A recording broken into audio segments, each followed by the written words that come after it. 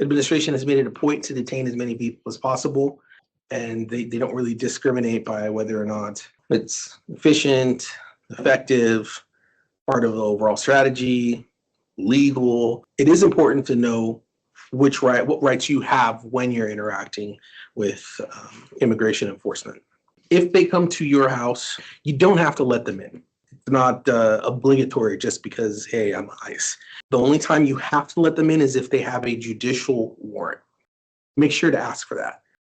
They may either try to trick you or just lie and say they have one. Ask them to slip it under the door. Unfortunately, you can't take them at their word. If you do decide to speak with them, you can have them speak through the door. They don't have to come in.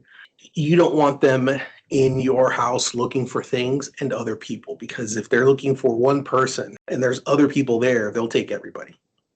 You have the right to remain silent. Use it. Again, one of the things that they do is they'll get you talking, they'll get you to say things about your status or your situation that you don't have to tell them, and they will use against you. Say as little as possible.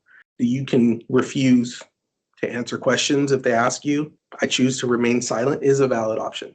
You can print out, and these are online, a know your rights card, which just has the rights that you have, and show that to the officer. Now, you have the right to speak to a lawyer if you're detained or taken into custody. So it is important to ask, am I being detained? If they say yes, then you can respond with, I want to talk to my attorney. And that's all you have to say from that point forward. Am I being detained? Like a yes or no answer. If the answer is not yes, you don't have to talk to them and you don't have to stay, right? You can just walk away. And the G28 basically tells them that you are being represented by an attorney, and you have a copy of that. You show that to them so they know that they need to contact your attorney and notify them, and so that they know that you're represented. You have the right to contact your consulate, especially people that have been here their whole life, right? Like, don't have a passport from any country, you don't have any documentation, or your consulate can be very helpful with that. And you can refuse to sign any and all paperwork until you speak to a lawyer. They don't have any problem with lying straight to your face about what's on a document.